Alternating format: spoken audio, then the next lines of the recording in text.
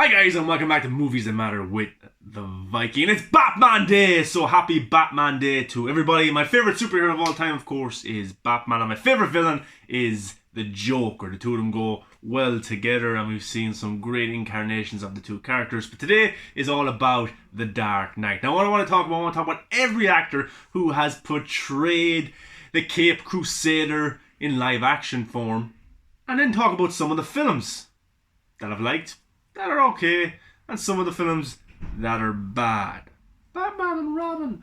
So anyway, look, the Dark Knight is a historic character known all around the world, and for me, Batman, Spider-Man, Superman, and Wonder Woman are internationally known everywhere. You probably go to any part of the globe and they know who those characters are. If there was a Mount Rushmore of comic book characters, I think those four would be on it. Now, Lewis J. Wilson was the first man to ever play the Batman, and no, it wasn't Adam West.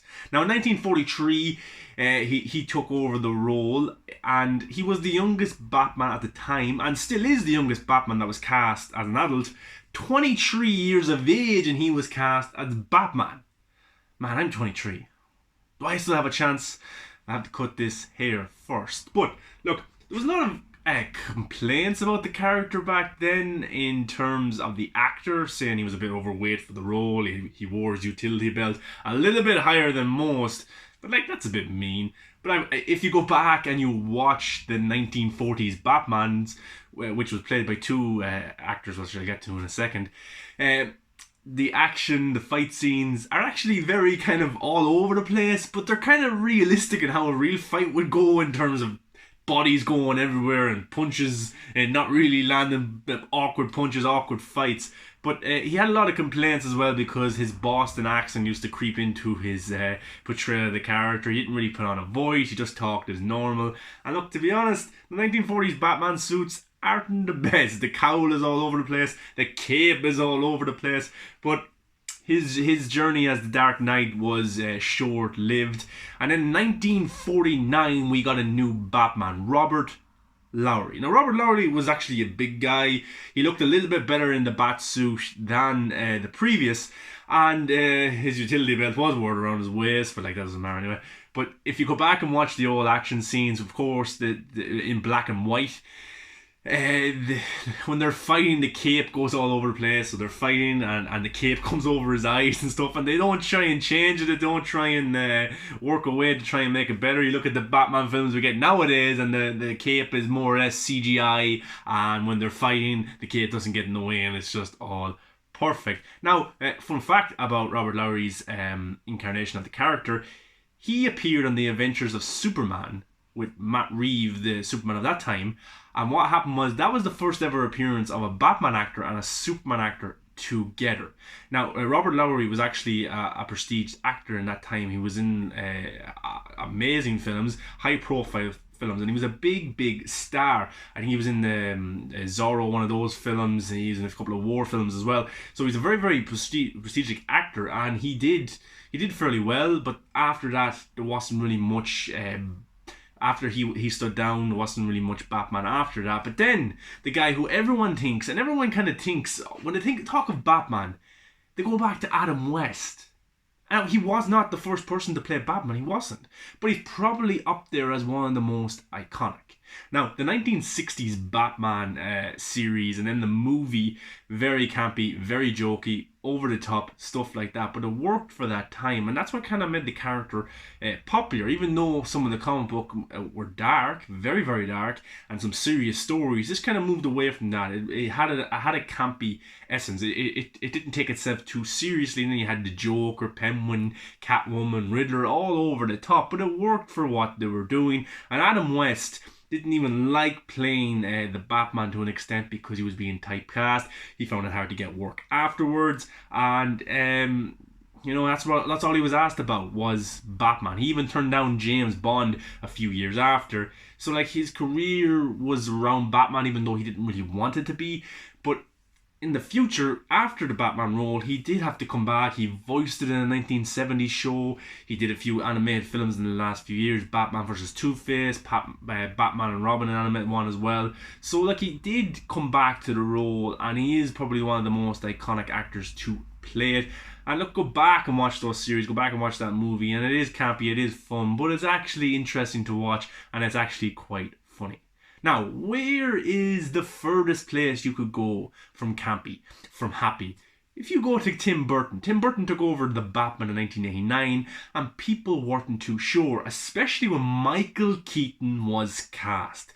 Because Michael Keaton had a comedy background. People thought it was going to be like the Adam West days. They wanted this dark, serious Batman, and people thought, looking at Michael Keaton, he wouldn't be a great Batman. But the 1990 Batman and Jack Nicholson's Joker turned out to be a very, very successful film. Critics liked it, fans liked it. A very dark film and did very well. And it's actually up there. Some people say it's the definitive Batman. It's the best Batman is Michael Keaton. For me, Michael Keaton is a very, very good Batman. And I think Batman Returns is one of the best Batman films with Penguin. Absolutely brilliant. For me, Michael Keaton is brilliant. You know, he really is. He brings something new to the role.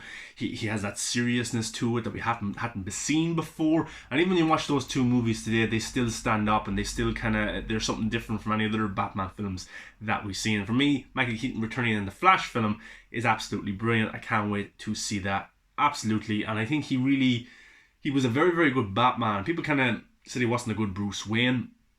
But look, at the end of the day, it's Batman, and that's what we wanted to see is Batman. I think he did very well.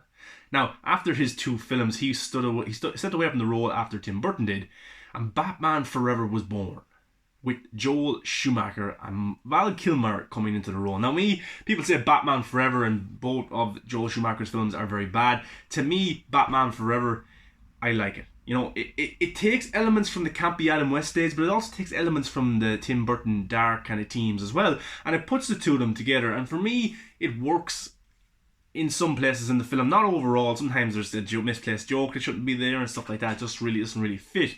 But I thought Val Kilmer with a very, very darker script, a better script, a more serious script, he could have been a great Batman. He looked good in the suit. He looked good as Bruce Wayne. And for me, watching Batman Forever, you can call it a guilty pleasure if you want, but I really enjoy that film. I really enjoy everything that's in it, and there's good fight scenes, some good dialogue. So I think Batman Forever is a good film, and Val Kilmer for me is up there as one of the best Batmans, and that's just my opinion. Then we move to Batman and Robin. Arnold Schwarzenegger came in as a villain, but George Clooney took over for Val Kilmer, and this is probably arguably the worst Batman film, an incarnation of all time. Now, for me, I like every single Batman because it's Batman. There is no actor that's bigger than the character. We go to see Batman. It's called Batman Forever, Batman and Robin, Batman Returns, Batman v Superman. That's why we go, because we love the character Batman. And even though the script was poor, even though the film was poor, George Clooney could have been a great Batman with a better script, but I find some enjoyment in it, even though it is bad. It actually is very much like the Adam West days, and we go back and we say that the Adam West days were trying to do its own thing and it suited the tone they were doing, but Batman and Robin kind of suited the tone that they were doing as well. Now, some say that them two films, Batman and Robin, killed the franchise.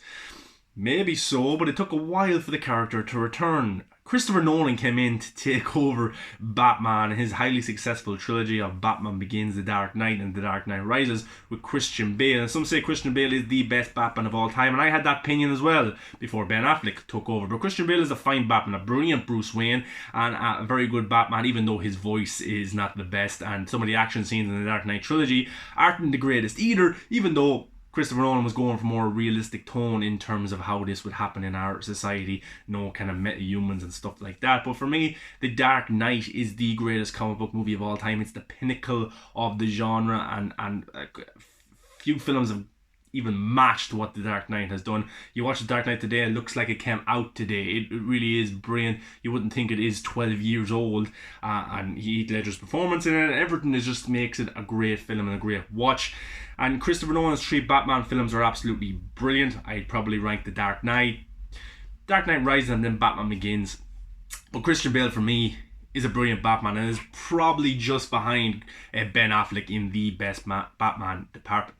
And that brings us to the greatest Batman of all time, in my opinion, and that is Ben Affleck. Met with so much criticism when he was cast by Zack Snyder. People said he's a terrible actor, he can't do it, he's going to be shit. And he turned out to probably be the best thing from Batman vs. Superman. And even the bad reviews of Batman vs. Superman, many praised the performance from Ben Affleck.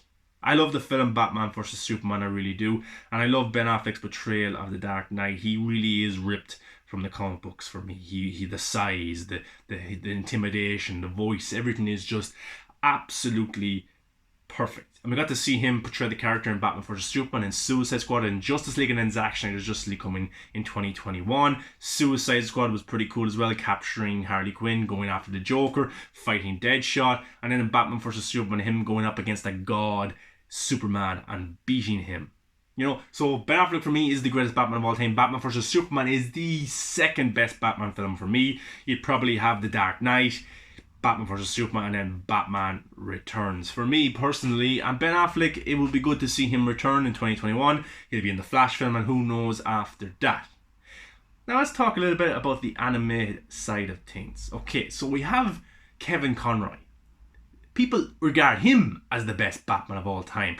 Probably the best voice. You know, the Batman animated series from 1992. Then he came back for 3 other shows, I think, in a couple of movies and stuff. He lended his voice. Of course, the Arkham Knight games, he is the Batman voice. And he personifies what the Batman should sound like. Absolutely brilliant. And he got to play the character in the Crisis on Infinite Earths in the CW world. Many didn't like his depiction of the character there. It was a Batman that killed also, even though Batman is criticized for being someone who doesn't kill, even though in all incarnations he does. But he got to play the character in live action, and you know what? It was okay for what he had to work with, but the voice acting for him from Kevin Conroy is absolutely brilliant. Now, if you watched the Lego movie in 2017, which was a smash hit, by the way, a big part of that film was Batman, voiced by Will Arnett, which led to his own solo film, and is actually it's a very fun, loads of Easter eggs in the film, and Will Arnett has this kind of humor about him that is perfect in kind of any film and any environment, and him as Batman was actually kind of a perfect casting in terms of his voice and his sense of humor, and ended up being a very good Batman, even though it was on the animated side. Now, so many other people have voiced Batman, and there's too many to go through right now, but for me, happy Batman Day. The greatest character of all time is the Dark Knight, and I love every single Batman. I love George Clooney, Val Kilmer, Michael Keaton, Adam West, Ben Affleck, Christian Bale, Kevin Conroy. I love all Batmans, because for me, it's Batman. I get some enjoyment out of the bad films. I love the great films. And for that, I say The Dark Knight, Batman vs. Superman, Batman Returns, Batman Forever, Batman and Robin.